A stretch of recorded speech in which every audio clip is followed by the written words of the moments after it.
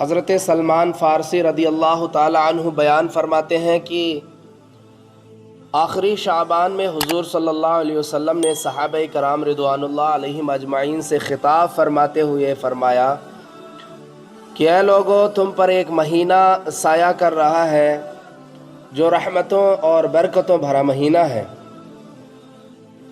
جس میں ایک ایسی رات ہے جو 1000 مہینوں سے افضل ہے، جس کے روزے اللہ تعالیٰ نے فرض کیے۔ اس کی راتوں کا قیام نفلی بنایا ہے، اور جو اس مہینے میں کسی نفلی نیکی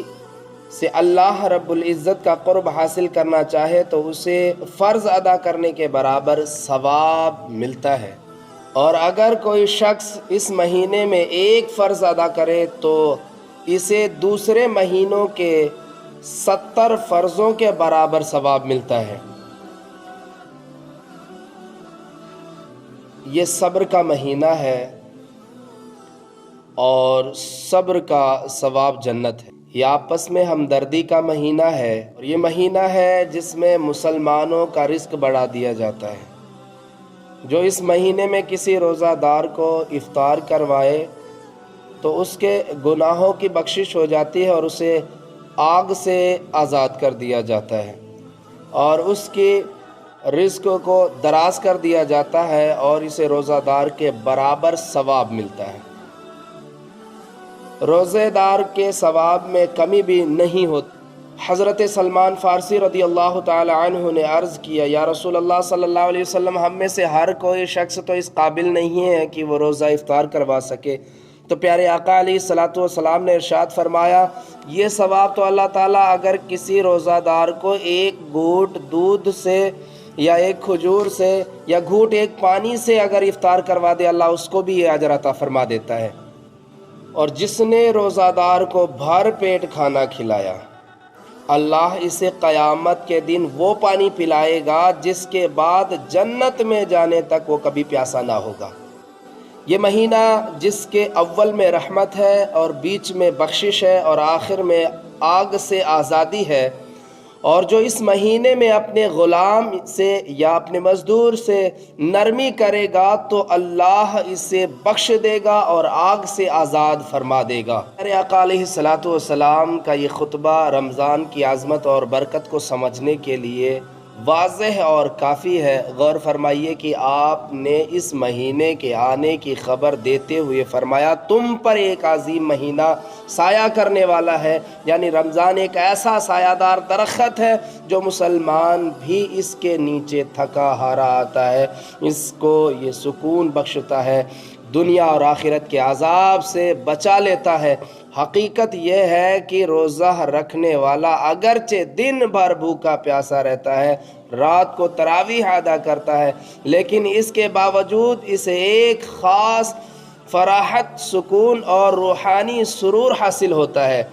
جیسا کہ نبی کریم صلی اللہ علیہ وسلم نے ارشاد فرمایا، روزہ دار کو 2 خوشیاں نصیب ہوتی ہیں، ایک تو افطاری کے وقت اور دوسری اپنے رب سے ملتے وقت نصیب ہوگی۔ حضور صلی اللہ علیہ وسلم نے ارشاد فرمایا، جب رمضان کی پہلی رات ہوتی ہے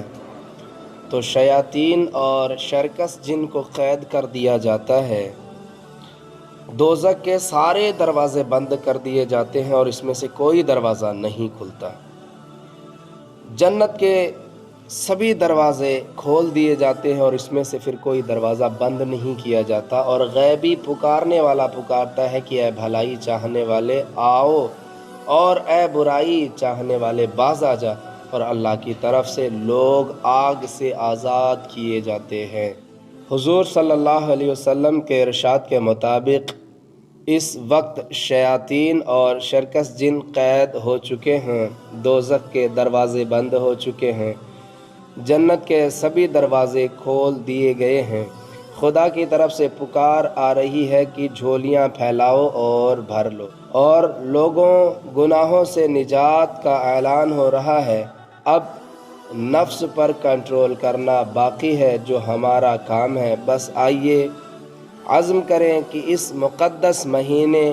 کا پورا ادب کریں گے، اس کے پورے روزے بھی رکھیں گے، اس کا ادب کریں گے، احترام کریں گے، اور غربا و مساکین کی امداد بھی کریں گے۔ ہمدردی کا مہینہ ہے، پیارے آقا علیہ الصلوۃ والسلام نے اسی خطبے میں ارشاد فرمایا تھا، یہ ہمدردی کا مہینہ ہے، ہمدردی بھی جتانی ہے اور لوگوں کی امداد بھی کرنی ہے، اور بڑھ چڑھ کر اس میں نیکیاں کرنے کی کوشش کرنا ہے، اور اس مقدس مہینے سے اپنی بخشش کا پروانہ حاصل کرنا ہے۔ آخرت کو بہتر بنانے کا ایک بہترین موقع اللہ تعالیٰ نے ہم کو عطا فرمایا ہے، اور یہ مقدس مہینہ جو اللہ نے عطا فرما دیا ہے یہ غنیمت ہے پروردگار عالم کی، اس نے ہمیں یہ مہینہ عطا فرمایا، تو ہم اور آپ مل کر اس مہینے کا ادب کریں، اس کی تعظیم کریں، اس کی عظمتوں کو سمجھیں، اس کی برکتوں کو سمجھیں۔ دعا ہے پروردگار عالم اس مقدس مہینے کے اندر ہمیں خوب مزید نیکیاں کرنے کی توفیق عطا فرمائے۔